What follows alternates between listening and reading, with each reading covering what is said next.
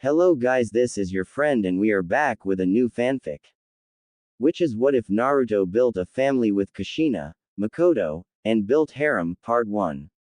And if you enjoy this fanfic then please press the like button and subscribe to my channel for more fanfic like this. And now start the fanfic. Prologue. When our story begins, the Uchiha clan has almost been entirely wiped out by order of the elders of Konoha. Uchiha Itachi fought against the attackers, defending his mother and younger brother, Sasuke. When it became clear that these three were the only remaining Uchiha and defeating Itachi was impossible, the elders struck a deal with him: go undercover as a spy in the criminal organization called Akatsuki and his mother and brother would be spared.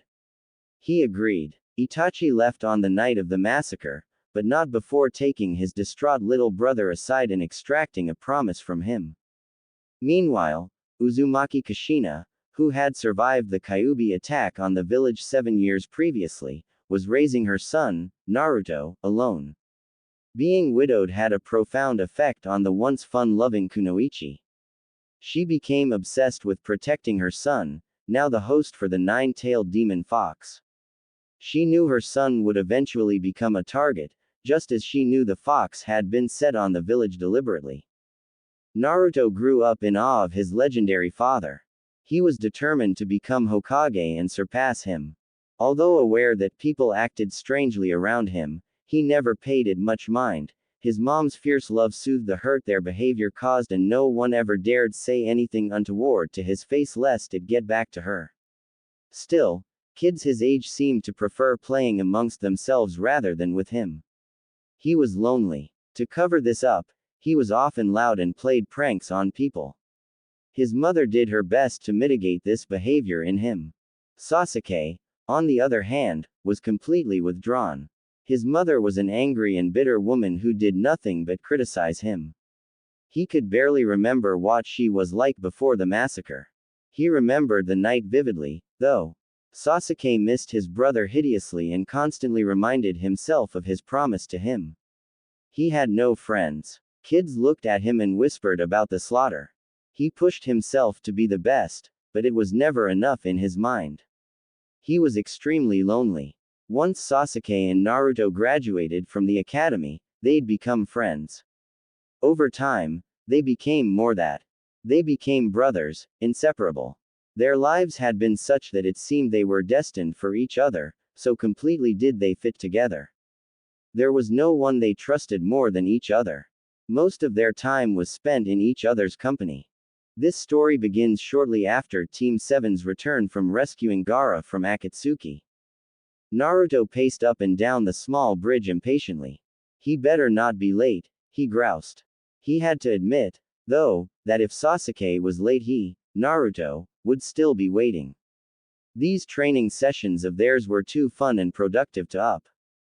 Bored, Naruto gave up pacing and sat on the ledge of the bridge. His reflection in the small pond gazed back at him contentedly. Has it really only been 3 years they've been friends? It seemed longer than that to him. Naruto thought back over the years. Having just found out who his teammates were, Naruto waited, along with the rest of Team 7, for whoever their Junin teacher would be. The dude was seriously late. He suddenly had a bright idea. What are you doing? Sakura asked in alarm. Stop that. Serves him right for being late, Naruto retorted. A Junin's not going to fall for that, Sasuke spoke up. We should make clones of ourselves and jump him when he walks in, instead. Naruto paused in the act of arranging the blackboard eraser in the door to look over at Sasuke. He didn't really know the kid except as someone who all the girls were crazy about, including his Sakura-chan. Despite that, Sasuke was a somewhat withdrawn kid, kind of on the quiet side. Naruto would never have guessed that he had any fun in him. And such a great idea to boot. He grinned at the black-haired boy. Yeah, that's a way better plan. Sasuke seemed pleased. But you're the only one who can do Kage Bunshin. I'll just use my regular Bunshin as a distraction. Yosh. Naruto chuckled at the memory of Kakashi-sensei's face when he'd walked in the door. They'd sure gotten him. Kakashi-sensei had them sitting in front of him some time later. So tell me about yourselves. Your dreams, likes, dislikes, etc. Naruto went first. My name's Uzumaki Naruto. I love ramen. My mom makes the best. My dream is to become Hokage and surpass my dad, the fourth. Sakura seemed to get tongue-tied in Sasuke's presence, so Sasuke went next. Hi, I'm Uchiha Sasuke. There's not much that I like, but there's a lot of stuff I don't like. My ambition is to be as great a ninja as my brother, and to fulfill a certain promise. The next day, during the bell training, they'd almost failed. Had Naruto not remembered the day before, when Sasuke had suggested ganging up on Kakashi-sensei, they would have. Once Naruto suggested it to him, Sasuke had come up with a workable strategy. Sakura-chan was willing to do anything Sasuke said. In the end, they'd managed to get the bells. Barely. Afterwards, Sasuke burst into his house, Naruto in tow. Mom, guess what? We passed. And it was all thanks to my new teammate here, Naruto. He's so cool. Sasuke's mother eyed Naruto with flat eyes as she dried her hands on a dish towel. The fact that the Kyuubi kid was standing in her kitchen was distasteful, to say the least. He made her skin crawl. She didn't know how she felt about him being on the same team as her son. However, she took a long look at Sasuke's face. He was positively radiant. The sight brought the sting of tears to her eyes. She hadn't seen her son so happy since before that night. She forced a smile. Honey, that's great news. Why don't you invite Naruto to stay for dinner? No, Mom, we can't. We're going to his house to give his mom the news, then we're going out to celebrate. Oh, where? Dunno yet. Bye, Mom. Man, he and Sasuke had had a blast that night. They'd met up with Team 10 and ended up having barbecue. Sakura had been nowhere to be found. Afterwards, he and Sasuke had left the restaurant and wandered around the village. They talked and relived their best moves during the bell training. Close to midnight they found themselves on a grassy hill, nursing ice creams and looking at the stars. Thinking about what Sasuke had told his mom, Naruto had turned to him. You know, it wasn't all thanks to me that we passed today. You came up with the plan. Yeah, but you were the one who suggested teamwork. That was key. Well, I was only remembering what you'd suggested the day before. Which I only came up with from your original idea to begin with. Naruto had been quiet, conceding at last. He would never, as long as he lived, forget the visceral impact Sasuke's declaration of him being cool had had on him. It was one thing to be acknowledged by Iruka-sensei. It was something else entirely to be acknowledged by a peer. And such a peer. Naruto had made envious note of Sasuke's combat skills during that day's training. He was one hell of a fighter. And yet he thought Naruto was cool. He looked at Sasuke methodically shredding his ice cream paper, and a small flame was born in his chest. Sasuke, do you think? I don't know, that maybe we could be more than teammates. Sasuke had been sitting there, acutely aware of Naruto's eyes on him. He'd decided in his own mind already that he wanted to be friends with Naruto, strange as the idea was to him. Could it be? What do you mean? He asked nervously. Well, you know, like friends. Relief and joy leapt in Sasuke, making him flinch from the unfamiliar emotions. Oh, well, sure, yeah, that sounds good. Really? Naruto grinned. Sasuke grinned back. Really? And so their bond had begun. Naruto remembered that was literally the first time he'd ever seen Sasuke smile like that. During the course of their missions they'd gotten steadily closer, competing with friendly rivalry. The incident in the Wave Country had only served to strengthen their friendship. They'd fought side by side to defeat Haku. When Naruto thought Sasuke had died, no, best not to think about that. Then there had been the Chunin exam. They'd both failed, but before that. What do you mean you're going to train Sasuke and not me? Kakashi sighed. I've found a better teacher for you. Who? This pervert. Sensei. He's weaker than I am.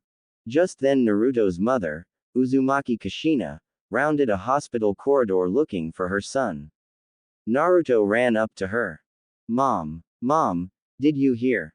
Kakashi-sensei won't train me for the final exam. Instead, he's going to train Sasuke and only Sasuke. Uzumaki Kushina was a force to be reckoned with when it came to her son. She was respected throughout the village for her prowess as a kunoichi and the fourth's widow. She was feared by everyone for her temper. This last never displayed itself more prominently than when she felt her beloved son to be getting mistreated. The villagers' prejudice against him had made her extremely sensitive to anyone denying him anything.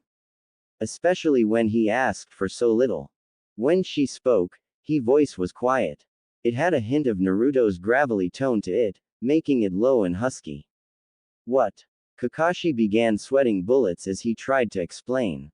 No, you see, I found someone eminently better suited to teach him, better than I am, in fact. He gestured towards Ebisu who had been standing to one side. Ebisu, for his part, wished the floor would open up and swallow him. Kushina-senpai's eyes were drills to his skull. Kakashi, she said, I need to speak with you. Alone. Come with me. Naruto had watched from a distance as his mom spoke to Kakashi-sensei in urgent tones. He relaxed. His mom would make him see reason. From the corner of his eye he saw Ebisu-sensei, that freak, breathe a sigh of relief at having escaped his mom's wrath. What a wuss. At that point he noticed his mom heading back towards him, her face stern. Kakashi-sensei was leaning limply against a wall. He returned his gaze to his mom as she placed a hand on his shoulder. I'm sorry, Naruto. Unfortunately, your sensei is right. Your basics are a mess and Ebisu-san here is superb at teaching those necessary skills. But mom, don't worry, son. I was the same way at your age. I know you'll master Ebisu-san's training quickly. Won't you? She pressed when he continued to scowl at his feet. Yes, mom. That's my boy. She squeezed his shoulder encouragingly. Her face lost its frown and relaxed into a confident smile. There's no one like my son for mastering things. Naruto had felt his heart swell with love and pleasure. He lived for her approving nods and proud smiles. The day he'd brought Sasuke home to tell her he'd become a genin, she'd smiled so broadly, hugged him so tightly, that he'd thought he'd die from the sheer volume of his love for her. Nothing made him happier than to honestly win her approval. Later, when Ero Sennin had been forced to take over his training, he thought his mother would kill the old pervert for throwing him over that cliff. However, her pride at him accessing the Kyuubi's chakra at will was such that it mitigated her anger somewhat. Naruto laughed hysterically, almost falling off the bridge at the memory of the rage his mom had flown into when he'd told her his good news. She'd gone right out and found Ero Sennin in a hot springs. Ninpo. Flaming water strike. The water Jiraiya had been soaking in began boiling uncontrollably. Howling, skin a bright red, Jiraiya leapt out of the water. His mom had performed 3 quick hand seals as Naruto watched in amazement, and impaled Jiraiya where he stood on a bar of water that shot out of her palm. Miraculously, the bar of water remained firm. How do you dare, you filthy perverted animal, to throw my son to his death? You know what he means to me. What he meant to Minato, your own pupil. How could you? Answer me, or you'll cook where you stand. By now his mom was in tears, breathing heavily. The bar of water began heating up, slowly becoming hotter and hotter, until Jiraiya wrenched himself away in self-defense. Naruto stared down at the smoking hole in his teacher's chest. What a jutsu. He was about to ask his mom about it when she suddenly collapsed. He'd barely managed to catch her. Mom, I'm fine, she insisted. Just tired. Come, let's go home. She gave Jiraiya a last hateful look, before letting Naruto lead her away. Jiraiya watched her leave with unmistakable relief. Later, Naruto found out that Jiraiya considered his mom worse than Tsunade. Naruto lay flat on his back, soberly remembering how awesome his mom had been. He missed her terribly. He remembered the day she died, roughly 6 months later. He had just made Chunin the day before with Sasuke. He'd been out all night celebrating with him and hadn't gotten home until early the following morning. He had walked in the door and immediately sensed a change in the normally welcoming environment of his home. Almost as if an intruder lurked, waiting to be found. "Mom," he had called out softly. He'd crept silently through the house, passing like a shadow through hazy beams of sunlight swirling with dust motes. Aside from the mysterious lurking menace, his home felt abandoned, devoid of the strong, comforting presence of his mother.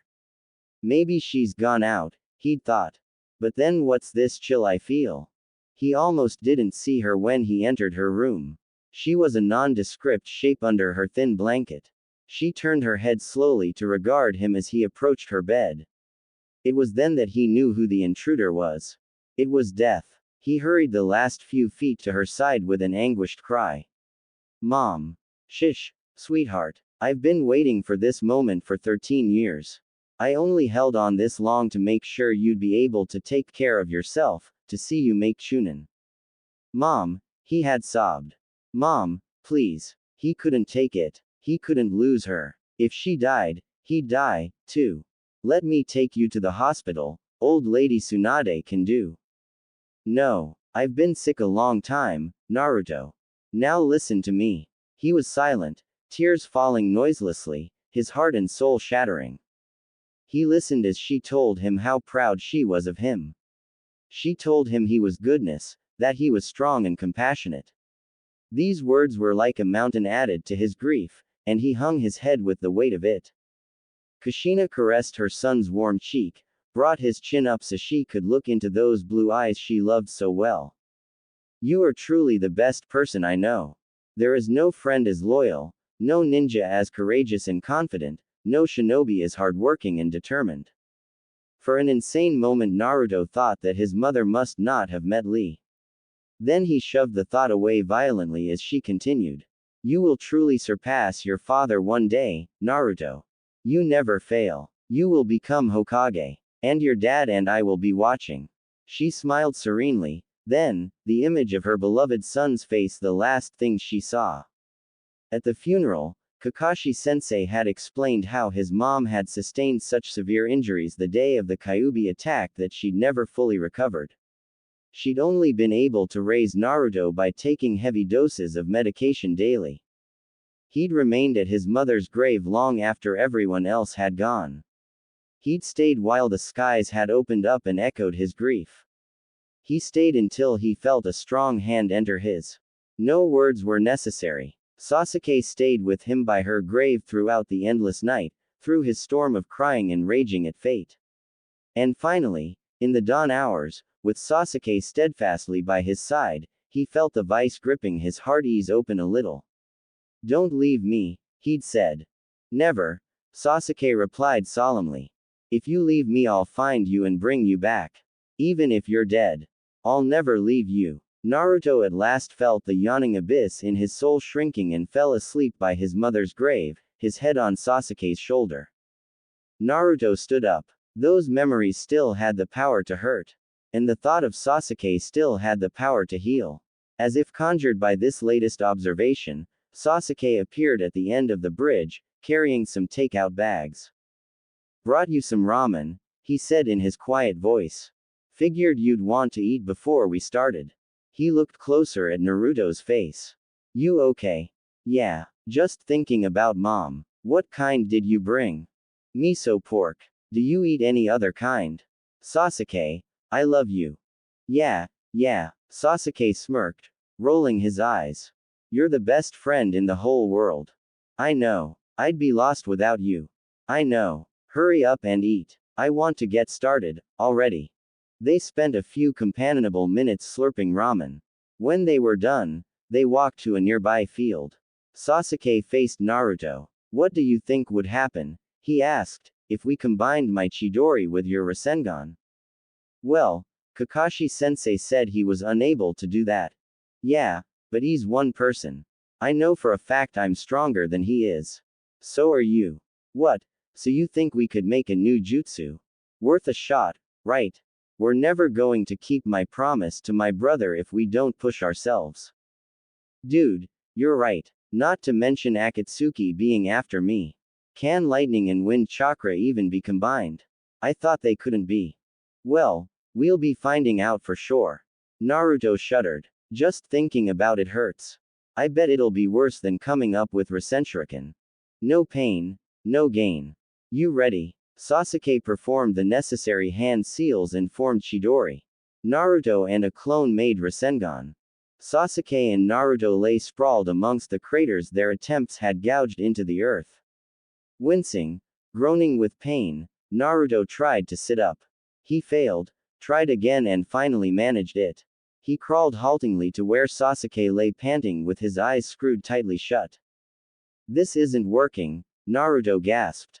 Obviously. You'd think we'd have known Chidori and Rasengan couldn't be combined like that. I'm not giving up just yet. I think we can combine our chakra and come up with something new, just not how we originally thought. Maybe. Sasuke heaved himself to a sitting position.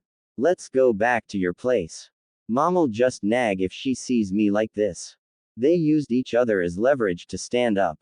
The walk back to Naruto's apartment was made in silence, each trying not to betray too much weakness by groaning aloud. Once there, Naruto claimed a shower would revive him and headed to the bathroom. Sasuke flopped on Naruto's bed and immediately regretted it as his body flared up in agony. Biting back a scream, he eased himself to a sitting position and waited for the pain to subside. His eyes fell on the photo Naruto kept on his bedside table. Just like brothers, he thought.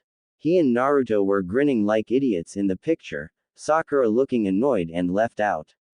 He smiled, remembering the day it was taken. Inevitably, he thought of his own brother, Itachi. Sasuke, his brother had taken him aside in his room shortly after the elders had left their blood-splattered home. He whispered urgently, Sasuke, I need you to promise me something before I leave. Itachi, what's going on? Sasuke whimpered. I'm scared. Shish. There's no time. Itachi glanced out the bedroom door, but their mother was still wailing out in the front yard. Sasuke had gazed in petrified awe as the moonlight made a nightmare of his brother's blood-streaked face. He listened carefully to what his brother had to say. One day I'll come back for you. I swear it. But right now you have to promise me something. Will you do it? Why yes. Sasuke stammered. Good, little brother. Now, listen. Sasuke had listened while his brother told of someone named Madara and how eventually Sasuke would be a target. Unbeknownst to the elders, Itachi had struck a bargain with him, too. He is evil, insane and has extraordinary powers. Itachi said, I will kill him, once I am finished with him. But I don't think I can do it alone. And I may not live to see him dead. Either way, the protection and survival of the Uchiha clan is up to you and me. Now, here is what you must promise me, little brother. Sasuke was trembling but alert. Promise me you'll become strong. Stronger than you think it's possible for you to become. Let the attainment of strength be your food, air and drink. And when you think you can become no stronger, push yourself and obtain even greater strength. Obtain it by any means available to you. Do you understand me? Yes, big brother. Do you promise? I do. Yes. I love you, Sasuke. You're the most important thing in the world to me. I'll come back for you when I can, but it won't be soon. Itachi had stooped and hugged his brother then, a fierce rib-cracking hug that had Sasuke clutching his brother just as tightly. Itachi left. At the door, he turned back to Sasuke. Remember your promise. He was gone. Naruto came back into the room, toweling his hair dry. Whatcha doing? I wonder if Itachi thinks about me. Seeing him after all these years was kind of weird. Sasuke was referring to when Itachi had been forced to fight Team 7 when they'd gone to rescue Gaara. Once the shock of seeing him had passed, Sasuke had fought his brother eagerly, desperate to show him how strong he'd become. Though no words were spoken between them, he'd seen his brother's imperceptible nod of approval before he'd disappeared. I bet it was. And I think he thinks about you all the time. Sasuke put the picture back and gingerly stood up. I think we're going to have to hit up Sakura for some healing. At least I will, anyway. Looks like you're healing already, he commented jealously. Wish I had a biju. No, you don't. You're right, I don't. They headed out the door. Besides, Orochimaru gave you a ton of power. Or did you forget? Naruto asked. Don't mention the son of a bitch's name to me. After Sakura's, let's head over to the library. Ah, what for? To look up combination jutsus again. Naruto hated the library. Yeah, I also want to see if there are any lightning or wind jutsus we've overlooked. Naruto scowled in the fading light of the day. The setting sun set his hair aflame and Sasuke was visited by an urge to touch it and see if it would burn him.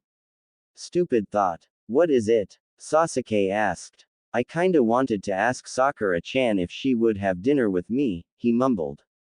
They rounded a corner, entering a busier section of the village on their way to her apartment. Sasuke said nothing for a few moments as they continued on their way to Sakura's house. Finally, he had to ask. What do you see in her, anyway? Who? Sakura. I don't know, she's, Naruto started to blush and Sasuke, sensing a way to end his friend's heinous obsession at last, pressed on. Well, why do you love her? Love her? I never said. Don't you? No. I mean, yes. I mean, I don't know. What do you think love is? Seriously, be honest. Well, Naruto was becoming very uncomfortable with this sudden line of questioning from Sasuke. And I'm talking about love for a woman, not a relative or a friend. Naruto thought hard. I don't know. It seemed to be all he was capable of saying in response to Sasuke's probing questions, and it annoyed him further. Sasuke did not let up, pressing his advantage the way he would in a fight against any opponent. In this case, the opponent was Naruto's blindness where Sakura was concerned. You don't know what love is, or you don't know what it feels like. What? I don't know how to tell if I'm in love. And I guess I don't really know what it means to love a woman or to have one love me. Self-analysis did not come easy to Naruto. By now he was sweating from the effort of finding these truths within himself. I see. Not by the flicker of an eyelash did Sasuke betray his growing elation. Well, at least you'll agree that you know what love is not, right? It's not insulting someone, belittling their deeds, or punching their lights out over nothing every chance you get. Of course not. Yet that's how Sakura treats you all the time. No, she do, but as he thought about it, Naruto had to admit that old Sasuke boy was right. Still, maybe she does it out of friendly love. Sasuke said, reading his friend's mind. I was just about to say that. But, no, actually, it's kind of like the closer you and I have gotten, the worse she's treated me. Exactly. I thought I could eventually win her over if I just persisted long enough. God, I guess I never really stopped to think about why I liked her. I just did. It was sort of a habit. I guess the whole village thinks I'm pathetic for chasing her. Naruto's head drooped.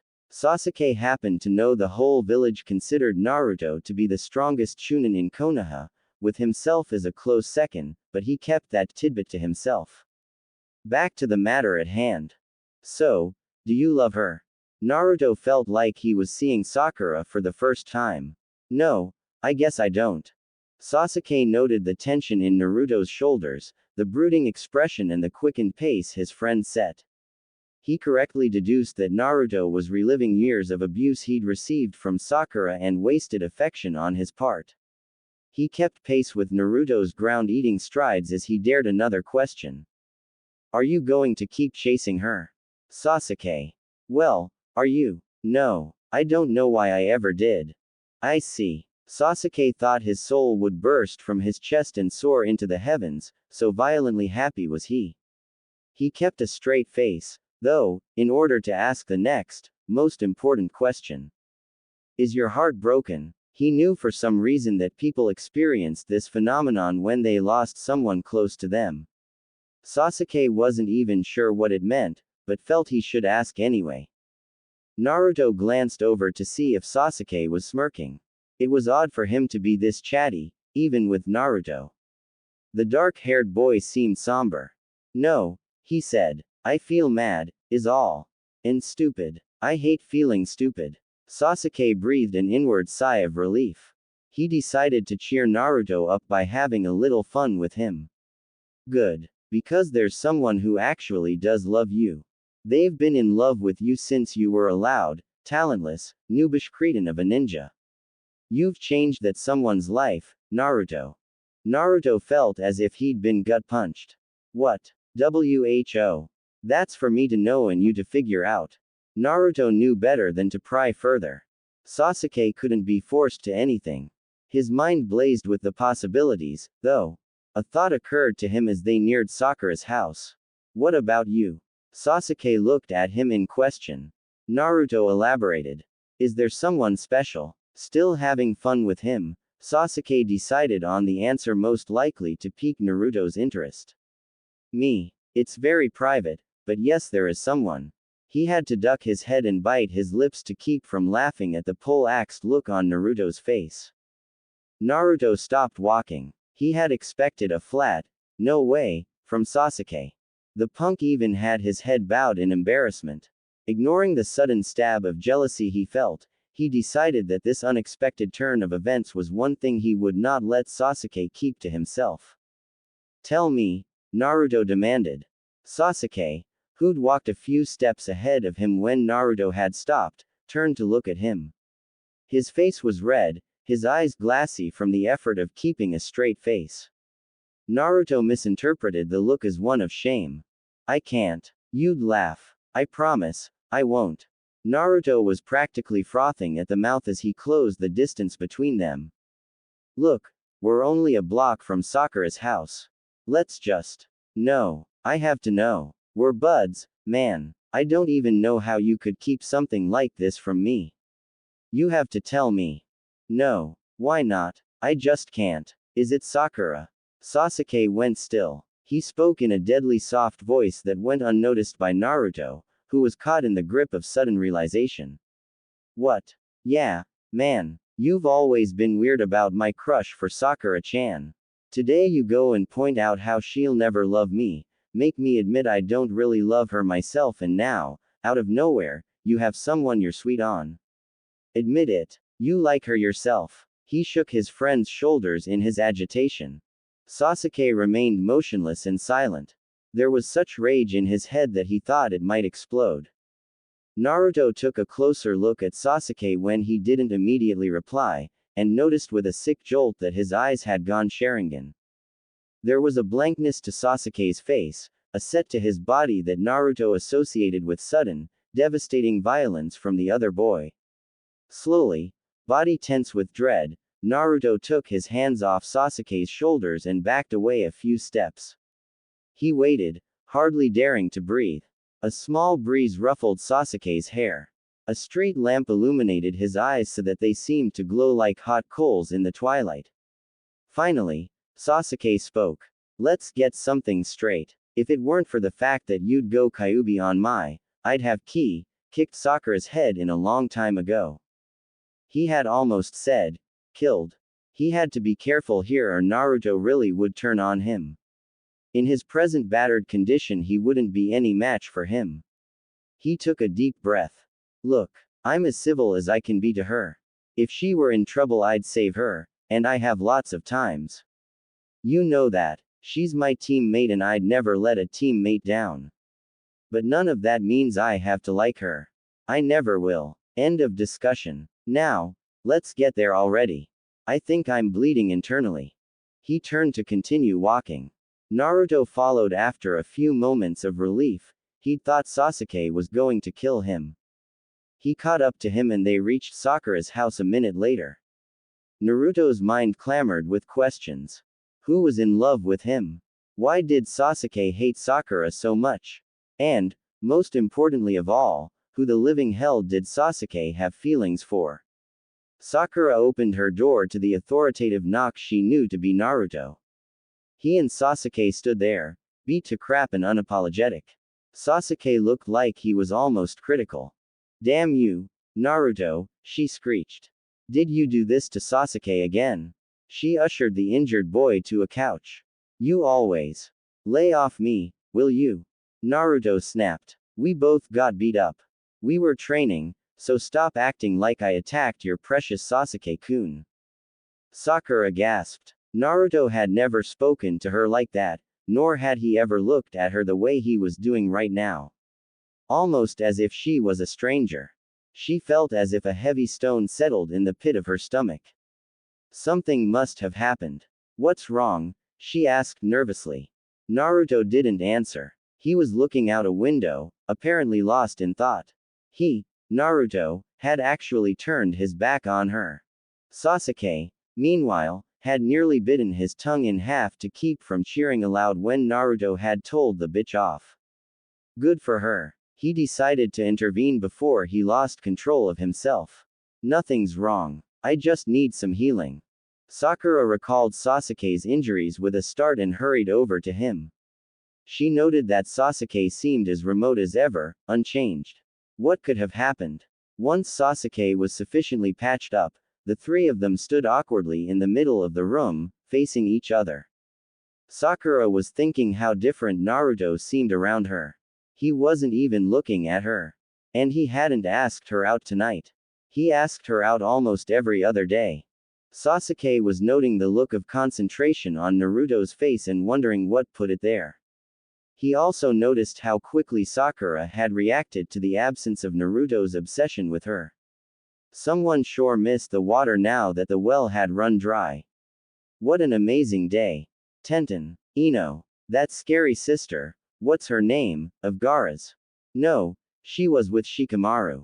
Naruto tried to visualize Sasuke hanging around any of those girls and couldn't do it.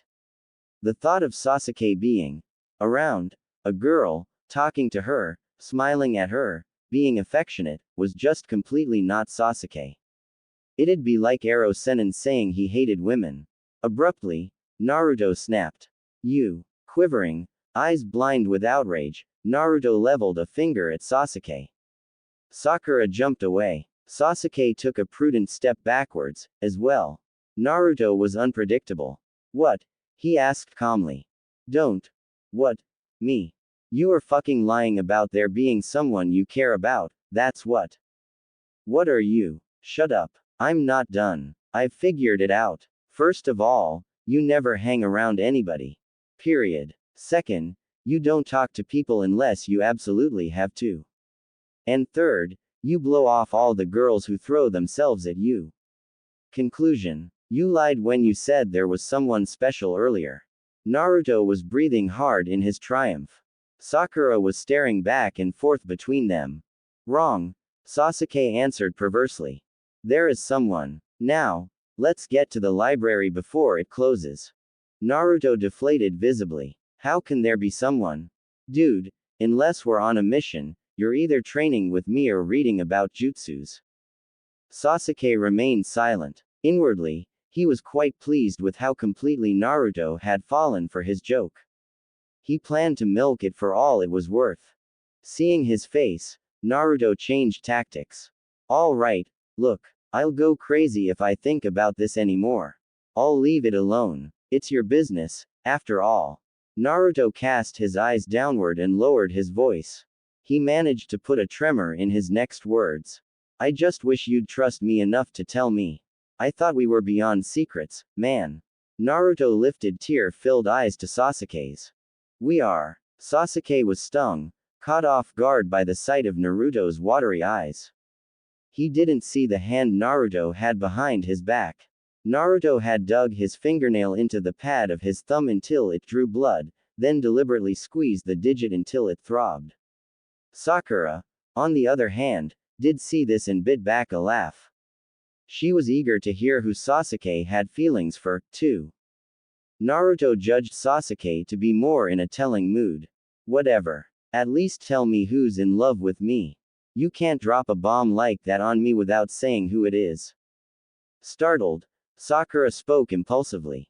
Oh, my god. That's so obvious. Everybody in the village knows who's in love with you. If you weren't so dense, you'd know too, she crowed exultantly. Now she did laugh. Naruto turned his head slowly and looked at the girl he'd idolized for years. For the life of him he could not figure out what he'd seen in her. She had rarely, if ever, had a kind word for him.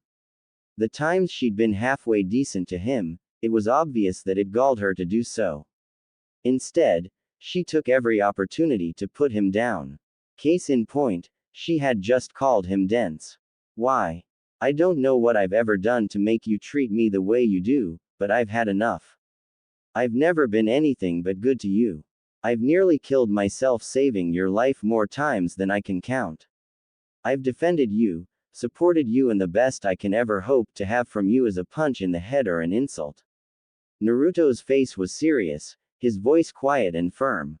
Suddenly he hated her. He didn't deserve to be treated like shit by his own teammate.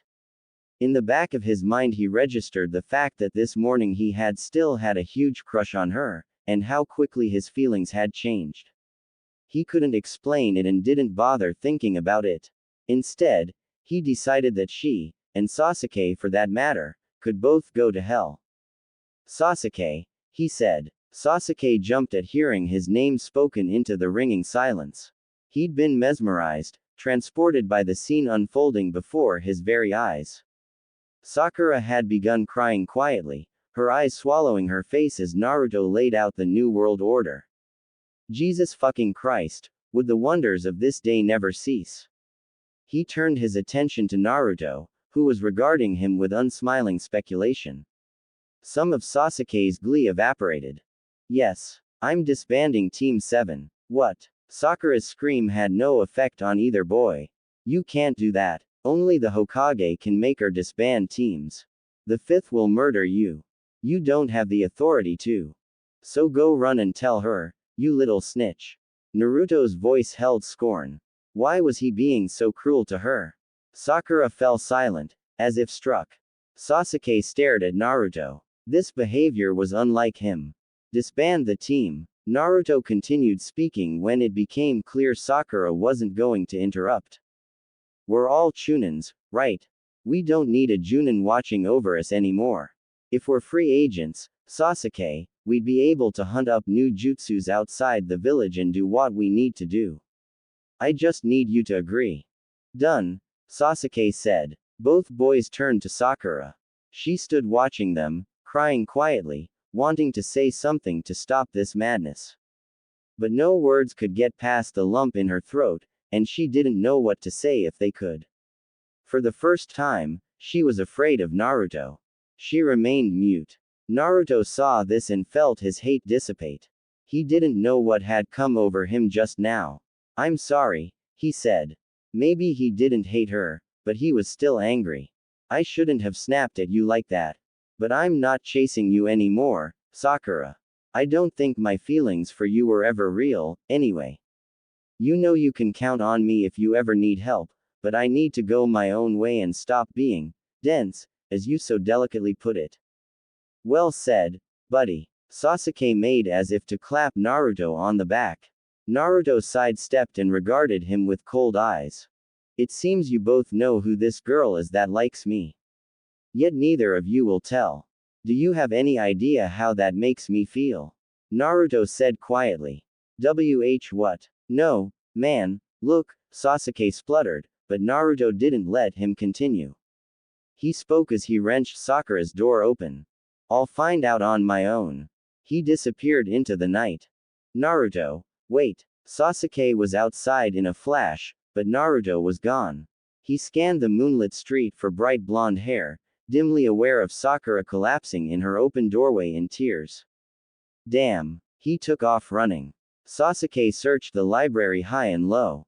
He looked in all of their usual meeting places, canvassing the entire village before he checked his own apartment and was told by his mom that Naruto hadn't been there. Well, of course not, he thought to himself as he sped towards Naruto's place. He's trying to avoid you, isn't he? Why did he play that prank on him? Naruto was not at his apartment. Sasuke made sure by picking the lock and checking inside. Frowning, Sasuke went back outside and eyed the rooftops, hoping to catch a glimpse of a leaping orange tracksuit. Nothing. It was as if Naruto had evaporated the second he'd stepped outside Sakura's door. Kushina had taught her son very well.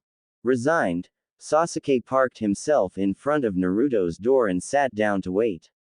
He sighed. "I'm sorry, buddy," he whispered to the night air. "I never meant to hurt you."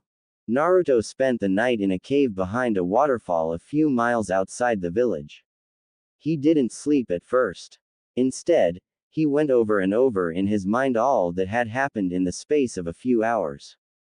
The loss of Sakura, no, Chan, anymore, damn it, hurt him surprisingly little. As he'd told his friend earlier, that whole situation made him more angry than anything else. Besides, it was pretty much eclipsed by the revelation Sasuke had made. Sasuke. Now that he was alone, with no outside influences to distract him, Naruto thought about just what it was that had pissed him off this evening.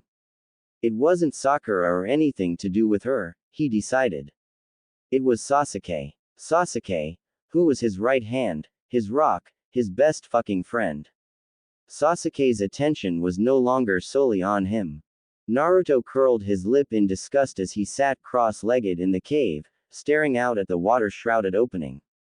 Was he that selfish? He'd never associated the word with himself before. Yes, he admitted. When it came to Sasuke, he was selfish. He was used to Sasuke only associating with him. This interloper, this competitor for Sasuke's affections, made Naruto want to smash something. He was almost sick with the feeling. Okay. Well, this will just have to be dealt with, he thought.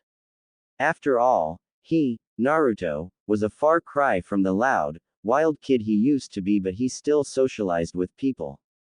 Who was he to deny Sasuke the same thing? That wasn't fair at all. Naruto wanted Sasuke to be happy. Somewhere in his mind he knew that despite how Sasuke was around him, he was far from happy. And if this girl, whoever she may be, helped put some of Sasuke's demons to rest, then he would support Sasuke all the way. That decided, Naruto felt like a great burden had been lifted from his shoulders. A headache he hadn't even realized he had ebbed away. Jealousy and rage were not familiar emotions to him, not the way he'd experienced them tonight. They left him feeling strange and off balance. He turned his mind to other things that had taken place that night. It came to him suddenly that he had disbanded his team. He had completely forgotten about his words earlier. Naruto inhaled sharply. Tsunade was going to kill him. The thought instilled in him an immediate urge to soil himself. Still, it wasn't entirely a spur-of-the-moment decision. He'd been toying with the idea off and on for some time now, trying to work up the courage to ask the fifth for permission. Naruto shrugged mentally. No use second-guessing himself now. It was done. He was going to do what he was going to do, regardless of what the old lady had to say. The next hour he spent cataloging his abilities and prowess as a ninja. He came up with the following. Genjutsu. Poor. This was his weakest area. At casting genjutsu he sucked, plain and simple. He was fair at detecting it and pretty good at dispelling it. Taijutsu. Not bad. After his failure with the first Chunin exam, he decided to train twice a week with Gai-sensei, Neji and Lee. He learned a lot. He could still only open 3 gates, but he had that whole emitting chakra from his hands finally mastered. He'd also begun wearing weights, as Lee did. He hadn't taken them off since. Ninjutsu. Pretty damn good, if he said so himself. His mom hadn't been pleased with his failure of the first Chunin exam. Immediately after the third's funeral she decided to give him a test. The test lasted 10 days. She spent the entire time disguising herself as various ninja, both foreign and of Konoha, and ambushing him at all times of the day and night. Sometimes she wasn't even a ninja.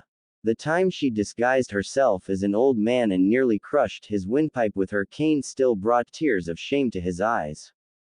Naruto relived his mother's conclusion on the 10th and final day. Unbelievable. You are wild, undisciplined and completely lacking in any subtlety whatsoever. Here she had clouted him on the head with a fist like steel. Naruto grimly held onto his consciousness by the skin of his teeth. If he passed out now, his mother would kill him for sure. You call yourself a ninja? If Minato could see his son now, Kushina seethed, he'd disown you on the spot. She paused to try and calm herself. My God, that she and her husband could spawn such a son. She immediately regretted this thought. Her son was brilliant. And like all brilliant people, they rarely got along doing things the conventional way. They found new ways to do things, forged new paths. She had only to think back on how her boy had single-handedly defeated that Gaara. In his released state, no less. She'd thought she would die of pride. Yes, such a son she and Minato had spawned.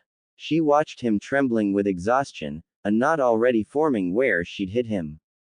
Something had to be done with him. Ideally, his father would be best to teach him, she lamented. But Minato was long dead, and it was she her son most resembled in his behavior and approach to things. And she was probably the only one who could get proper results from him. There was almost limitless potential in him, she knew. She understood him. He both worshipped and feared her. She could use those tools to speed his progress along. Kushina fingered the pill bottle in her pocket. She would have to see Tsunade, the new Hokage, about doubling or even tripling her dosage for what lay ahead of her. The next Chunin exam was 6 months away. Kushina used every second of that time training her son. Naruto thought of himself as being put through rigorous, non-stop torture. The first thing his mom drilled him on was stealth. Little by little, she weeded his impulse to act first, plan later out of him. He learned to conceal his presence entirely, to hide and evade her for days without any food but what he could scavenge. Her ambushes continued, and woe to him if he were caught. Once Kushina deemed her son properly elusive, she taught him basic techniques with his ninja equipment.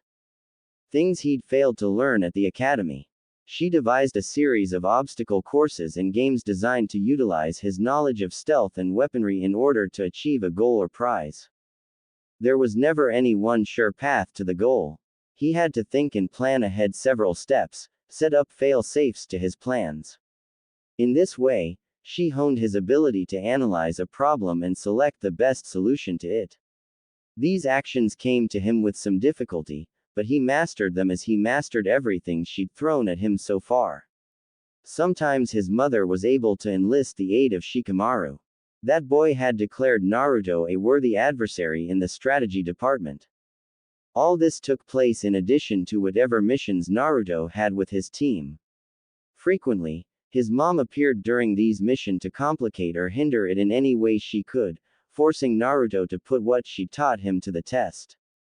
Finally, his mother announced his foundation was complete.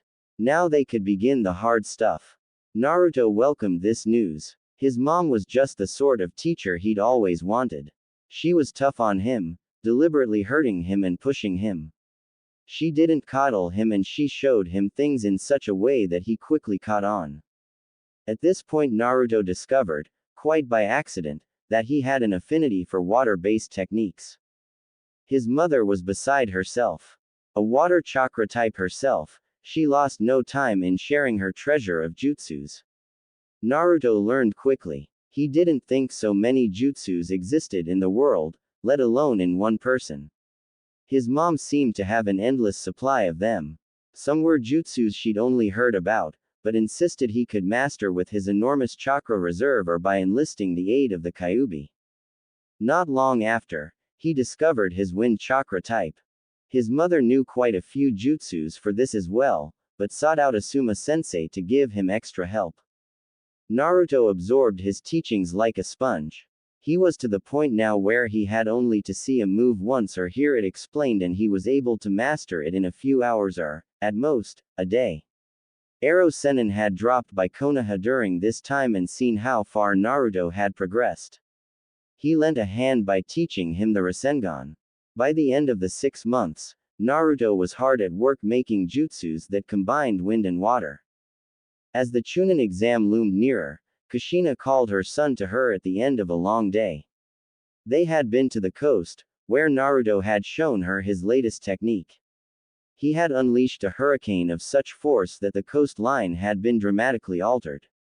She watched her son approach where she sat under a weeping willow tree.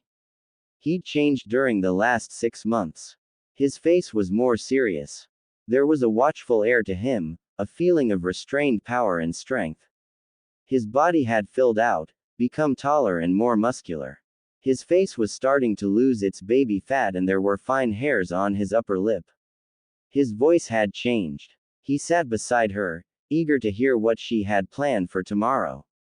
"You're ready," she said. "You're a formidable shinobi, one I am confident will make Chunin next week. Go. Have fun. Your training is over. You've earned a break." Naruto grinned exuberantly. "Really? I'm ready. Did I do well, Mom?" "No, you didn't." She paused for a moment, looking at his crestfallen expression. "You did magnificently." His head came up and he threw himself at her, hugging her tightly. She let herself be held by him, masking the pain it caused her. Then he was up and off to go find some fun. The months of training had taken their toll on Uzumaki Kushina. But she had done right by her son. Sasuke woke to a stiff neck and a cramp in his arm. He shaded his eyes with one hand from the blazing sun. Almost noon, he thought as he stood up.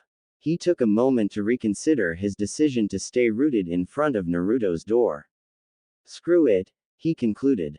He'll be back whenever he comes back. I can apologize then. The thought of going home caused his usual black mood to descend on him, but he needed to change. Sasuke thought about everything that had happened the previous night as he made his way home. Naruto won't be gone too long. He just needs a day to cool off, he surmised. He tried to reassure himself that this was true. He had never seen Naruto that angry with him before. His insides writhed in misery every time he thought of the look Naruto had given him before he'd disappeared. Sasuke didn't think he could stand too much of Naruto's anger with him. It was unnatural to their relationship. A kid stumbled after a ball that had rolled into Sasuke's path.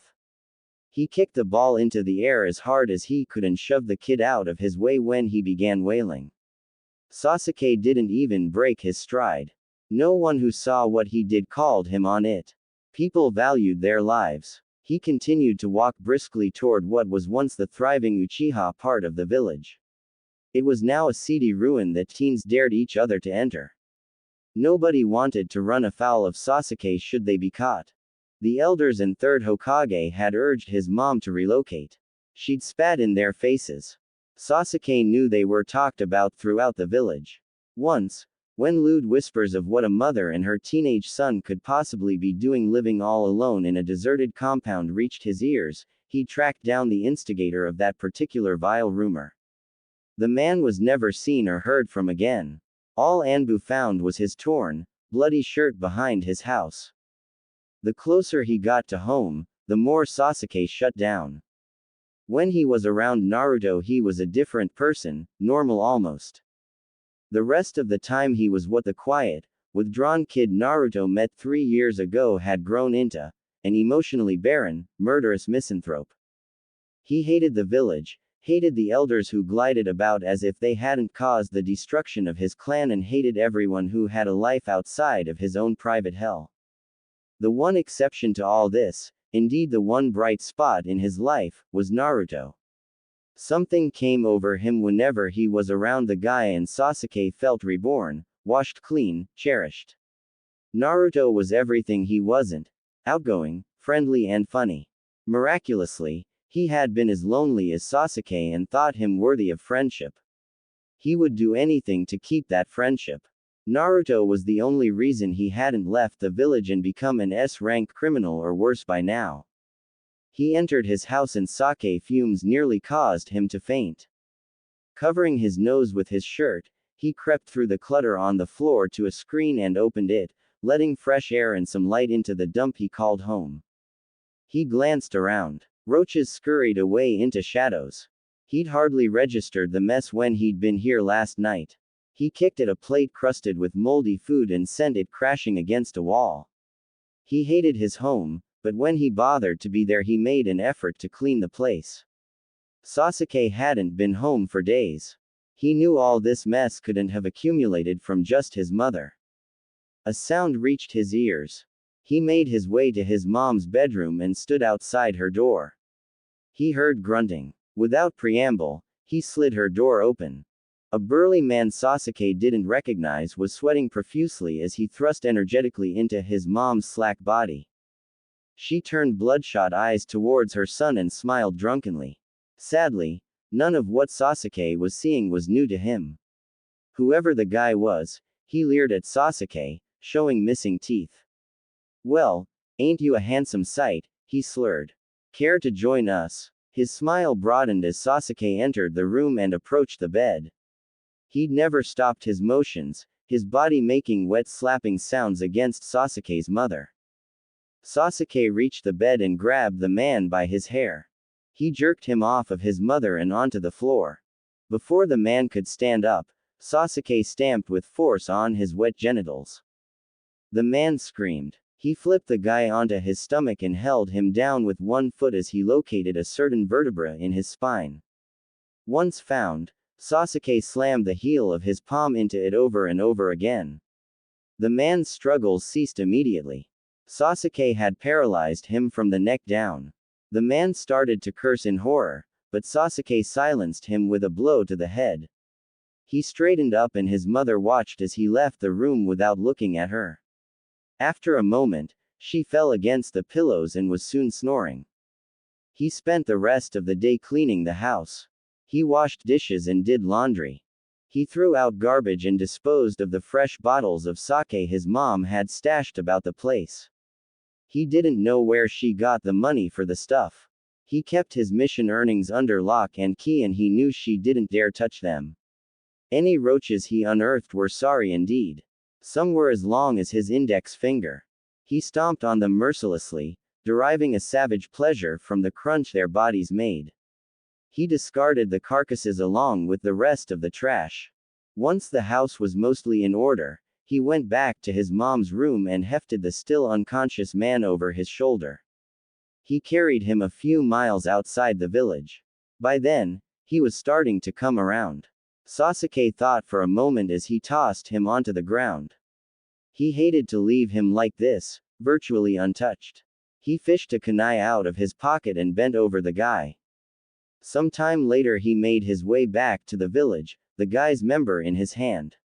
Near the gate he threw the organ aside. Maybe some animal would eat it. He stopped at the store once he returned to the village and bought groceries. Home again, he cooked something simple, steamed rice, beef and vegetables. He sat down at the table and ate his food methodically. When he was done, he went into his mother's room and regarded her. She was a mess, still sleeping and drooling onto her arm. He set about cleaning her filthy room. Done at last with his chores, Sasuke made his way to his own room. He dug his key out of his pocket. He'd had a door with a lock fitted to his room almost 2 years ago when his mother had started her decline. He entered his room with a sigh of gratitude, locking the door behind him. It was the one pristine place in the whole house. That, and his brother's room, which he also kept under lock and key. Sasuke collapsed on his bed and went to sleep. Naruto didn't come back that day or the next. And although the thought that his friend could be this upset with him was making him sick, Sasuke kept Naruto's absence from the village to himself. When a week had gone by with still no sign of Naruto, Sasuke began to panic. This prolonged separation from Naruto was killing him. He could no longer sit in his house, watching his mother shuffle around, trying to sneak sake into the place or hitting him up for money. He had to do something with himself or he'd end up killing her from sheer boredom. Many were the days he thought about ending her misery permanently. He decided to put into action a plan he'd been considering since their return from rescuing the cage. Sasuke left the village roughly 30 minutes before Naruto sauntered into it. It was evening of the 8th day after their argument. They did not see each other. Naruto wearily led himself into his apartment. He turned, closed the door and locked it. He was exhausted or he would have noticed the presence sooner. A blinding punch to the back of his head landed him halfway through his door. Fighting the urge to retch, he was yanked back and flung to the far side of the room. He knew it was the fifth from the second the first blow landed. Her punches had a certain deadly flavor to them. He didn't dare fight back, allowing her moment.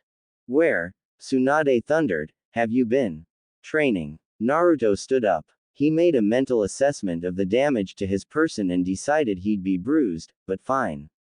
He met the Hokage's gaze directly and unashamedly. Training. I see. She sounded as if he'd just told her that elephants could fly. Before he left, Sasuke mentioned you'd disbanded your team. Is that true? Naruto swallowed hard. His muscles trembled in anticipation of stupendous trauma. Yes. Well, I agree with your decision, but you should have consulted me first. She went to go stand by his window, looking out at the village.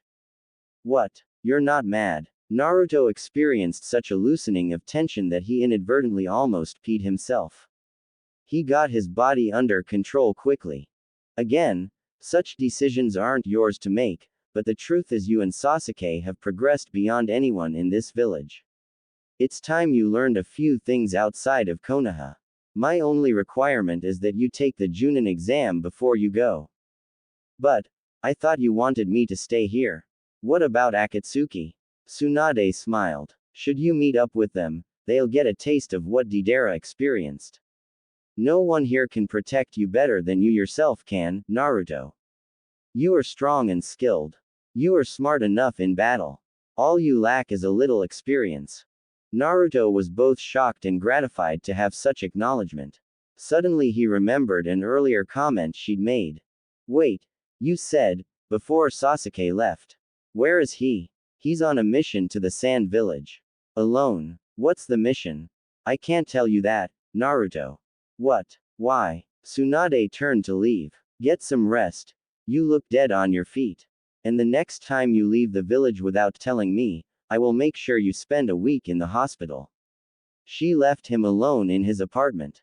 Naruto stood where he was for a few moments after the ruined door had shut behind her. He'd really wanted to see Sasuke. He went to his bed, kicked off his shoes and lay down. He thought about the past week. He'd remained by the waterfall. Anbu agents had patrolled nearby a few times, but he'd avoided them easily. He spent his mornings performing every jutsu he knew.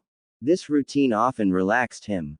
He spent his nights contemplating his life and the people in it. He was determined to discover his admirer.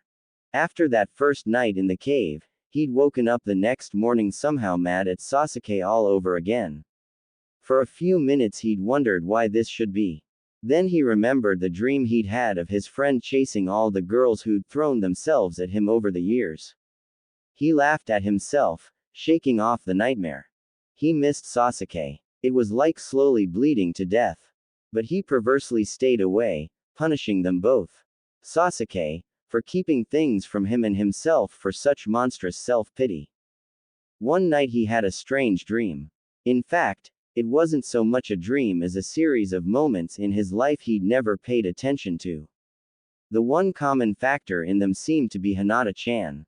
Her voice, how she always encouraged him, how she always seemed to faint whenever he was around, recurred again and again throughout the dream. Aside from Sasuke, she was the only one who'd ever thought he was worth anything before his mom had taken him in hand. When he'd woken up, the sun was just rising. The inside of the cave was suffused with a warm pink glow that reminded him of Hinata. Hinata was the mystery girl, the one who loved him. He couldn't explain how he knew, but there the knowledge was, dazzling his mind with its brilliance. Suddenly, so many things about her behavior fell into place. He spent the next 2 days wandering around the waterfall in a mild daze. The fact that Hinata-chan loved him, he got a swooping sensation in his chest when he thought about someone actually loving him, while everyone else had still hated him, touched him deeply. She'd seen him at his worst and still thought him worthy. He felt sure her feelings still held, she still behaved strangely around him. Naruto spent so much time daydreaming about Hinata and various possible scenarios involving the two of them that before long he felt half in love with her himself. He certainly discovered a soft spot for her. She was everything he admired in a person: hardworking, loyal, good to people. He'd never known her to give up, even against tremendous odds. When Naruto remembered how she'd laid her feelings out to him right before he'd fought Neji, it made him cringe. Sakura was right. He was dense. In his defense, though, he had been sick with dread at the upcoming match. Around then Naruto realized that he'd been lollygagging around for 2 whole days without food or sleep. He hadn't practiced at all during that time. He decided it was time to head back to the village. As soon as he was clean, fed and rested, he intended to have a little chat with Hinata-chan. Naruto inspected his reflection. He was freshly showered and dressed. The lump on the back of his head was still tender from the fifth's punch, but otherwise he was ready to go. On his way out the door, he ran into Kotetsu carrying a stack of wooden planks.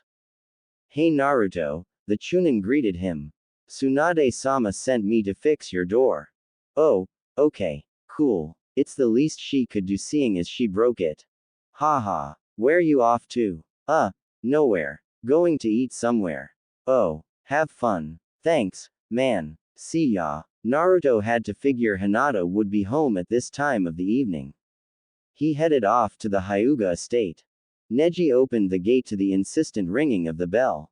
He was surprised to see Naruto standing there. They weren't due for a lesson. He felt the familiar sense of respect, awe and wariness he always did when around the guy. Neji felt this was only proper, considering his defeat at Naruto's hands and the Kyuubi within him. "Naruto." "Neji. Hi. Naruto cleared his throat. "Is Hinata here?"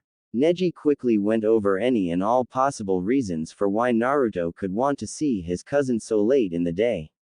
He took note of Naruto's heightened color and nervous speech, and came up with the most reasonable answer: a new mission. "She's here, but if you need help I'm free as well." "What's the mission?" Neji said all this as he stepped aside to let Naruto in. He closed the gate behind the shorter boy once he had entered. "What mission? I don't have a mission." "I see. Then what do you want Hinata-sama for?" Naruto's stomach clenched. Neji was looking at him with those pale eyes and he plain hated it when Neji stared at him. For some reason, it always made him feel like shitting himself. Still, if he was going to be serious about not being dense anymore, it had to start here. He put his hand in his pocket, on his kunai, in case Neji reacted badly. Naruto swallowed and forced the words out. "I want to ask her out." Neji didn't move a muscle or say a word. Silence stretched between them. Naruto didn't dare break eye contact. His hand tightened on his kunai. Without changing his stance, he shifted the balance of his feet. An owl hooted in the distance. Naruto felt as if lifetimes went by before Neji spoke. He jumped when he did. "I'll go get her." Naruto watched in disbelief as Neji turned matter-of-factly, walked sedately across the courtyard and slipped quietly into the house. Hinata. Hinata jumped a mile, and not only because Neji never entered her bedroom. He had run into her room with a huge grin on his face, ponytail flapping behind him. What? She clutched the book she had been reading to her chest. "You will never guess who's here to ask you out on a date." Neji squealed the last word as he bounced right up to the armchair she was curled in. A date. Yes. Neji's eyes were shining, his face was flushed with excitement. Hinata stared at him. She was used to Neji's true nature by now and the cold exterior he used to hide it. What she was not used to was this level of agitation in him. "Who is it?" "Naruto." He might as well have screamed it, so loud was he. "No. Oh, yes. He rang the bell and told me bold as day that he was, and I quote, here to ask Hinata out." Neji crowded his cousin on the chair, threw her book aside. "What are you going to wear?" "I'm not going," Hinata whispered. She felt dizzy. I can't." Neji didn't seem to hear. He'd gone to her closet. Perhaps that red number with the silver cherry blossoms on it, and the red sandals. I can do your hair up with those pretty silver hair ornaments that Hanabi bought you. He rummaged in her closet with disturbing familiarity. Oh, and you simply must wear the Japanese cherry blossom perfume that you got from the body shop last. I said I am not going. Neji turned around, holding the red dress in question. Hinata looked terrified. Sighing, he went to kneel in front of her, laying the dress across his knees. He took her freezing hands in his own and gazed up at her wide eyes. You like him, right? Haven't you always liked him? Hinata hardly thought. Like, a strong enough word to describe her feelings. I love him. Right, and don't you want to be with him? Yes, but, and let's face it, you're never going to tell him how you feel without a push, right? No, that's, well, here's the push you need. He wouldn't be here if he weren't interested, would he? I guess. And Hinata, listen. You will never be worthy of him if you don't even have the courage to face him with your feelings. At this rate, Sakura. Right, I'm going. Hinata stood up quickly. Neji smirked. His cousin hated the pink-haired hag. But I'm wearing these clothes I have on. Neji jumped to his feet. You are not wearing that fugly jacket on your first date, he shouted, outraged. A yelling match ensued. Neji, by virtue of his superior height, tried to intimidate Hinata by leaning into her face. He gestured with the red dress as he insisted that no self-respecting Hyuga went around looking like she did. Hinata finally prevailed by threatening to reveal Neji's secret activities to her father. He hissed at her. How do you know about that? Apparently, you're not the only one who goes snooping in people's rooms. She pointedly snatched the red dress from his hand. In the end, she consented to have Neji do her hair. He set to work immediately. He brushed it until it gleamed before braiding it into a single fishtail play. His fingers were nimble. She loved when he did her hair. Honestly, how many times have I told you you're not using the right shampoo and conditioner? Look at this, he ranted. 7 split ends. 7. My hair is fine. It's a sight better now that you've grown it out, but fabulous hair doesn't just happen. Now, the products I use. She let him ramble on. Like most people in her family, Neji had a fixation on hair. Hinata suppressed a shudder. Her nerves had returned with interest. The thing was, she didn't know what to expect. Did Naruto have feelings for her? Did he know she had feelings for him? Had someone told him? Why was he here? She thought about her cousin's advice. It was good advice. He was right. She couldn't expect to deserve Naruto if she couldn't even face him with her true feelings. How much time was she going to let slip by without telling him? She realized her cousin had given her the courage she needed. When he finished her hair, she stood up and turned to him. Neji, you're right. I do need to face Naruto. But what if he doesn't like me? I mean, the way I like him. Neji took the opportunity to spray his cousin's neck with the aforementioned perfume before deigning to answer. Then we'll sick the family on him, no sweat. She smiled. Thank you, Neji. Don't mention it. Oh God, this is too delicious. Let's hurry downstairs. Naruto had been sitting on a stone bench in the courtyard, thinking up witty things to say, when he saw them emerge from a door across from him. He stood up quickly, smoothing his shirt in the process. They walked toward him, Hinata shy and trembling, Neji as aloof as ever. They stopped a few feet away from him. He thought Neji would leave them in privacy, but no such luck. In fact, Neji seemed to be half supporting Hinata at the elbow. Naruto forged ahead. Hi, Hinata. How are things? Fine, I guess. You? Great. Just great. So, are you busy or anything? No, not busy. Why? Oh, well, I was wondering if you'd like to, get something to eat. With me. Like, together. Right now. Hinata, who'd been on the very verge of a faint, felt herself calm down considerably. She felt Neji drop his hand from her arm. Yes, she said, gazing into Naruto's eyes. I'd really like that. Really? Great. Naruto stepped right up to her then and grinned. I like your hair like this. Oh, really? Thank you. Nay. Neji suddenly had a severe coughing fit. Naruto looked at him. Hinata hastily turned the blonde's attention back to her. Naruto-kun, maybe we should go. Yeah, okay. He felt excitement leaping in him. His first date. Neji closed the gate behind them. Damn, but that had been close. He was sure it had only been nerves on Hinata's part, but honestly, a ninja was supposed to do better. Naruto walked in silence next to Hinata. They were on a quiet side street heading towards the center of the village. He felt comfortable with the silence, since he didn't exactly know how to ask her if she definitely had feelings for him. What if she said yes? What then? Wouldn't she expect to hear that he had feelings for her, too? He wasn't even sure how he felt about her. He decided to be honest. To that end, he stopped walking and gently touched her arm. Hinata stopped too, turning to him expectantly. He took a deep breath. I just want to say I really admire you as a person, Hinata. You've always accepted me, no matter what, and I would really like to get to know you better. If you want to, I mean. Hinata felt her heart would burst. He admired her. He wanted to get to know her. MMMYEs, I would like that.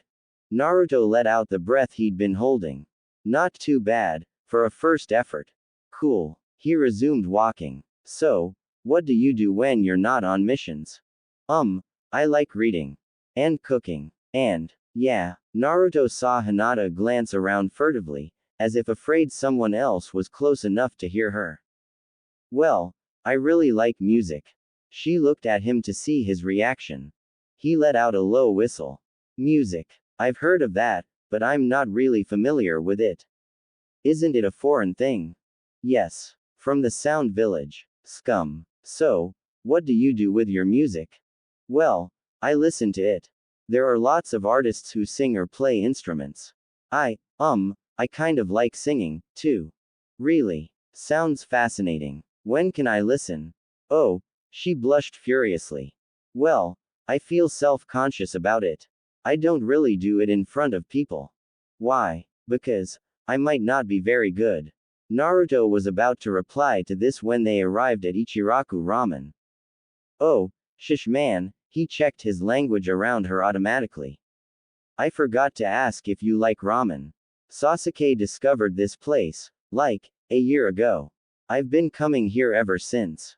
We could go someplace else if. It's fine. I like ramen. I know how to make it, too. Neat. They had taken seats at the bar. The usual for me, please, old man.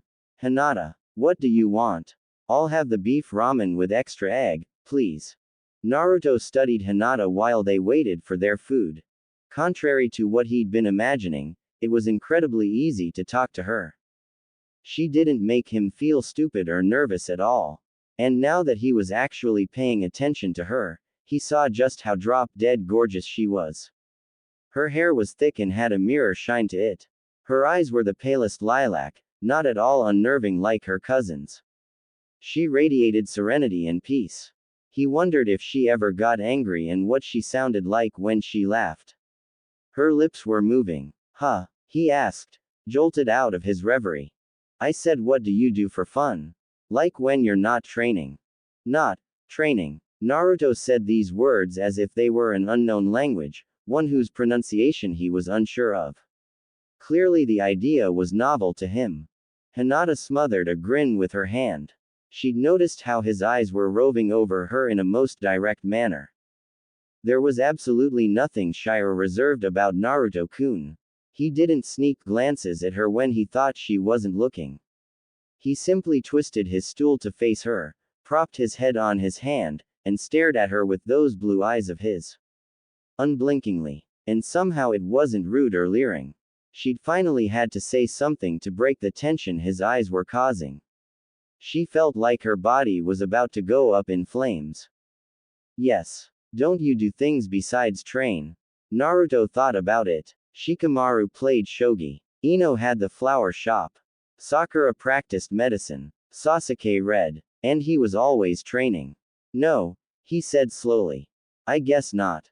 Why not? I need to become strong so I can become Hokage. And I made a promise. Oh, but you're already strong. Sometimes people need a break.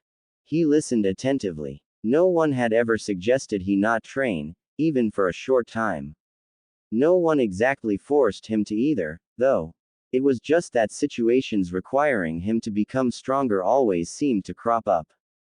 Hinata continued speaking as their bowls of steaming ramen arrived. If you could choose something to do that wasn't training, what would it be? She ate with a delicate yet steady motion that he found very interesting. It suggested that she knew how to do justice to food. I don't know. Training is pretty much all I do know. And fighting. Do you want to listen to some music sometime? You might like it. Yeah, okay, sure. They talked and ate for over an hour. The good folks at Ichiraku knew to keep Naruto's ramen coming unless he said otherwise, so it was no surprise to have a seventh bowl set in front of him. He had been starving so badly that he hardly noticed what he was eating, as long as something went into his mouth. What did surprise him was another bowl being set in front of Hinata. He looked at the stack of empty bowls by her elbow and counted 4. She dug right into the fresh bowl with no signs of being full. Thinking of his wallet, he discreetly signaled to the old man that this was the last round. That kind soul nodded imperceptibly and turned away with a smile. Later, Hinata stood outside the shop while Naruto-kun paid the bill. She had never felt comfortable eating as much as she liked in front of her family, lest they criticize her for being greedy. Those inhibitions fell away with Naruto-kun. He'd eaten more than she had. She sighed happily, gazing up at the full moon. Would he hold her hand, she wondered, or even kiss her? She felt her knees trying to buckle. True, she had quickly gotten over her shyness around him. He was very easy to talk to. Not judgmental at all, but was she really ready for such intimate contact? Yes, a firm voice spoke up within her. And if he won't kiss me, then I'll kiss him. She thought Naruto very brave for stating his feelings earlier. Well, she could be brave, too. Naruto came out of the restaurant with some trepidation. His first date was drawing to a close. So far, so good. But what now? All he could think about was that dates traditionally ended with a kiss. He wasn't sure yet if he wanted to kiss Hinata. Suddenly he saw her standing in the moonlight, waiting for him. She was a vision of beauty with the breeze ruffling the front of her hair. Who was he kidding? His whole body had been tight with the force of his attraction to her since she'd shown up with Neji. Of course he wanted to kiss her. Then what was his problem? His problem, he decided as he and Hinata wordlessly started walking back to her estate, was that he'd never kissed a girl and he was worried sick that he'd screw it up. But if he didn't kiss her, she might think he didn't like her. And Naruto definitely did like her. A lot. He'd never had a normal conversation with a girl before like he'd had tonight. Hinata had a lot of interesting things to say and she seemed to enjoy his company. Wait, better ask and make sure. He turned to her. So, did you have a good time? I had a wonderful time. I want to be honest with you, Naruto-kun. Oh, okay. He'd released the pent-up air in his lungs on hearing that she'd had a good time. Now he sucked in another breath and waited for whatever was coming. This was my first date. Lots of girls have horrible stories about their first dates, but you made mine special. You're easy to talk to. She took a deep breath and decided to be bold as well and brave. I really like you. She blushed beet red. There it was. His confirmation that she was his admirer. Wow, he said aloud. I really like you, too. This was also my first date. I was kinda nervous, but you never say mean things to me, so I guess that helped me loosen up. Plus, you talk about things I've never done before, which I think is cool. Hinata had almost stumbled at hearing he liked her. She stole a glance at his face. He was watching her intently. You never seem nervous, she whispered. Ha, maybe I just hide it well. They arrived at the Hyuga estate and stopped outside the gate. Hinata faced him with her head down, hands clasped before her. Naruto stood with his hands in his pockets, suddenly tongue-tied. This is it, he thought. I'm going to kiss her. Wait, what if she doesn't want me to? Thoughts of Sakura's punches flashed through his mind. Maybe if he asked her. No, that would be dumb. He thought hard as he stared at her gorgeous face. The fact was that all good things came with a risk. He reasoned that it was worth a punch to get to kiss her. He just hoped she didn't get offended, or this would be his last date with her. Mind made up, he stepped closer to her. Oh, God, he's going to do it, Hinata thought wildly. She fought to remain still. It wouldn't be polite to run away. Besides, she wanted this, didn't she? She was just so nervous. Naruto, gorgeous Naruto, was going to kiss her. Oh God, oh God, oh God. She saw how his blue eyes blazed with moonlight as he bent his face to hers. He paused an inch away from her mouth. You smell so good. Thank you, Neji. Naruto's heart was pounding. Whatever that smell was, it was driving him insane. Before he realized it, his hand came up and cupped the back of her head. His other hand clasped her neck as he brought his nose down and laid it on her feverish skin. He inhaled deeply the fragrance that emanated from her throat, feeling his body heat up in response. His eyes closed. He exhaled through his open mouth against her neck. Without thinking, he put his mouth where his breath had touched and bit her softly, a bite of utter restraint. The smell of her was that intoxicating to him. He felt her trembling and pulled back to look at her face. She stared back. He suddenly became aware of her arms around his back. That was all the encouragement he needed. He brought his mouth down to hers. They both felt something jump between them. Some primal need. The hand Naruto had on her head slid down to grip her thick braid at the base of her neck. Naruto pulled her head back by the hair in his fist, causing her to gasp softly. He opened his mouth as well and, through what seemed a natural progression of what he'd been doing, touched her lips with his tongue. Hinata's knees gave out and she sagged against him. The hand knot in her hair took her arm and placed it around his own neck. Then he grabbed her around the waist and lifted her against the gate, keeping her pinned there with his hard body. Naruto did all this unconsciously. All he could think about was the feel of her tongue as he sucked on it voraciously, the feel of his tongue being devoured by her. The hot, slick sensations were new and overpowering.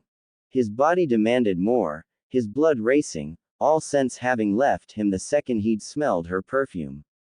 He lowered her body so that her feet touched the ground and his hands were free. One unzipped her jacket while the other ran down her back to grasp her. His big hand almost completely covered one cheek, his fingers disappearing into the crease. He kneaded her flesh in his strong hand. Having successfully removed her jacket, he put both hands on her. These were so abundant that his hands couldn't contain them.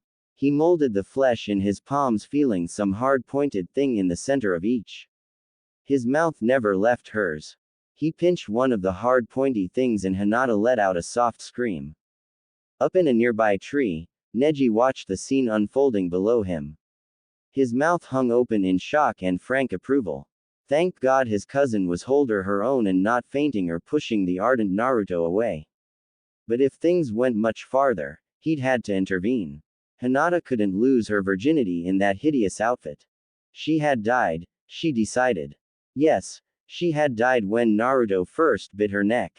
Then he'd brought her back to life when he'd kissed her, brought her back and stolen her mind. She didn't know who she was or where she was. She only knew that to have the boy she loved touch her like this was the sweetest hell on earth. Tortuous, his kiss was, wakening things in her body that she'd only read about. She felt her flesh swell and flood with moisture between her legs when his tongue touched hers. What little sanity she'd retained disappeared with her ability to stand. After that, she was as mindless as he was. She gripped his hair and pulled herself against him, even as he leaned her on the broad double gate. When he'd slid her down his body, she'd felt his arousal, big, hard and insistent. Her body quaked in primal recognition of it, knowing what it wanted. His hand on her glazed her eyes with pleasure, and when he'd grasped her she'd bitten his tongue in need. The final straw had been when he'd pinched her nipple none too gently. She cried out as something in her exploded, racking her body with the force of it. Naruto came back to himself with a mental thud. He lifted his face from Hinata's gasping one. Her eyes were closed. He felt her body spasming in his hands and cold fear doused his passion, flooding his mind with sanity and awareness of his surroundings. Hinata still had her eyes closed. Her body still shuddered rhythmically. Naruto realized that she was slowly sinking towards the ground. Frantic, he put his knee between her legs and steadied her. He must have done something to her, he cursed himself. Something to hurt her. What had he done? Hinata. He cupped her sweaty face in one hand. Hinata, can you hear me? She heard his voice as if from far away. It was raw with concern and fear. She felt herself returning slowly to the world and found strength to drag her eyelids open. They felt weighted. She became aware that she was panting as if she'd run for days, yet her body felt deliciously languid. Naruto, too, was breathing hard, his eyes wide and afraid. What had happened? The kiss. Oh, my God. Everything came back to her at once and she made an effort to stand. Naruto put his hands on her shoulders, lending much appreciated support. Naruto watched her surfacing as if from a deep sleep. Her eyes, when she opened them, were a dark purple, unlike the usual color he was used to. This scared him further. What had he done to her? Hinata, please, are you okay? Yes, fine. I hurt you. Her lips were swollen and raw looking. A small cut on her lower lip leaked a tiny drop of blood. He'd bitten her. Naruto suddenly became aware of Hinata's pressed against his chest. This led his gaze to her jacket on the ground some feet away, and just that quickly he recalled everything he'd done. Everything. His face grew slack with horror. Fucking hell, he whispered. His eyes shot to Hinata's face and he saw that she knew everything he'd done, too. He backed away from her. Words tumbled out of him. I'm sorry, I didn't mean. I didn't know what I was doing. Naruto. Her voice was low. He shut up at once. She struggled to put her thoughts into words, she was going to faint and soon. She wanted to say something before she did.